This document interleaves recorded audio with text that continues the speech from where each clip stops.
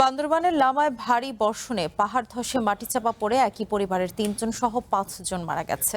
ভোরে উপজেলার আজিজনগর ইউনিয়নে এই ঘটনা ঘটে। পুলিশ জানায়, কয়েকদিনের টানা বৃষ্টিতে পাহাড়ের মাটি নরম হয়ে গেলে গভীর রাতে পাগলাছড়া এলাকায় পাহাড় ধসের এই ঘটনা ঘটে। এছাড়া একই এলাকায় পাহাড় ধসের ঘটনায় আরও ২ জনের প্রাণহানি হয়েছে।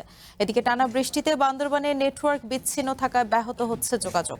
নতুন নতুন এলাকা প্লাবিত হওয়ায় দুর্ভোগ বাড়ছে। এছাড়া পাহাড় ধসের ঘটনায় কক্সবাজারের চকরিয়াতেও ২ জনের মৃত্যু হয়েছে। উপজেলার বড়তলী ইউনিয়নের মছনিয়াকাটা এলাকায় দুর্ঘটনা ঘটে। জানা যায়, কাজল নামের এক ব্যক্তির বাড়িতে একই পরিবারের ৩ জন মাটিচাপা পড়েন।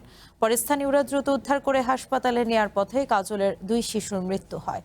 এ ঘটনায় আহত হয়ে তাদের মা হাসপাতালে চিকিৎসাধীন আছেন।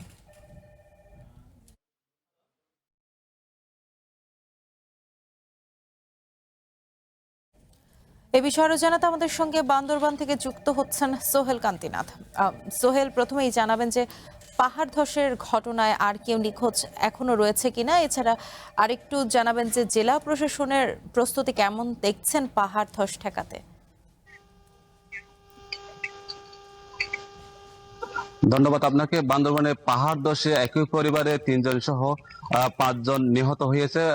এটা বান্দরবান জেলার লামা উপজেলার আজিজনগর ইউনিয়নের পাগলাজিরি এলাকায় এই ঘটনা ঘটে। আমরা পুলিশ ও স্থানীয়দের মাধ্যমে জানতে পেরেছি, আজ ভোর রাতে প্রবল বর্ষণের ফলে পাহাড়ের একটি বিশাল অংশ ধসে বাড়ির উপর পড়লে ঘুমন্ত অবস্থায় একই পরিবারের ৩ জন নিহত হয়। এরপরেই পার্শ্ববর্তী আরেকটি বাড়িতে পাহাড় ধসে একই সময়ে স্বামী স্ত্রী নিহত হয়। পরবর্তীতে ঘটনার খবর পেয়ে পুলিশ ও ফায়ার সার্ভিসের সদস্যরা তাদেরকে উদ্ধার করে। আমরা কথা বলেছিলাম বান্দরবান জেলা পুলিশ সুপারের সাথে, তিনি আমাদেরকে যেটি জানিয়েছেন, পাহাড় ধসের ঘটনায় এই একই পরিবারের ৩ জন সহ ৫ জনের মৃত্যু হয়েছে। তারা সেখানে পুলিশের একটি টিম এবং ফায়ার সার্ভিস সদস্যরা তারা সেখানে গেছে, তাদেরকে উদ্ধার করেছে।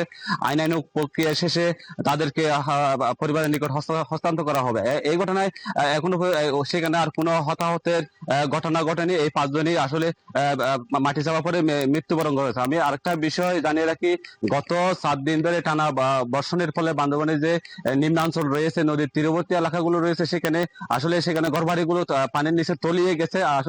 এর ফলে তীব্র ভোগান্তিতে পড়েছে বন্যায় কবলিত বাসিন্দারা। তারা নিকটস্থ যে আশ্রয় কেন্দ্র রয়েছে সেখানে আশ্রয় নিয়েছে। আমরা কথা বলেছিলাম জেলা প্রশাসনের সাথে, তারা আমাদেরকে যেটি জানিয়েছেন, আশ্রয় কেন্দ্রে আশ্রিত বাসিন্দাদের জন্য যে শুকনা খাবার, চিরা মুড়ি থেকে শুরু করে ত্রাণ সামগ্রী বিতরণ করা হচ্ছে। পাশাপাশি জেলা শহরের বিভিন্ন এলাকায় মাইকিং করা হচ্ছে, যাতে করে যে ঝুঁকিপূর্ণ বাসিন্দা রয়েছে তারা যেন নিরাপদে চলে আসে। এবং জেলা প্রশাসনের মোবাইল টিম সেখানে এলাকায় ঝুঁকিপূর্ণ এলাকায় গিয়ে এলাকাবাসীদেরকে বোঝানোর চেষ্টা করতেছে, সেখান থেকে তাদেরকে নিয়ে আসতেছে আশ্রয় কেন্দ্রে, যাতে করে দুর্ঘটনায় কোনো হতাহতের ঘটনা না ঘটে, সেজন্য তারা সজাগ রয়েছে। তো এই ছিল আমার কাছে বান্দরবান থেকে সবশেষ তথ্য। ধন্যবাদ সোহেল।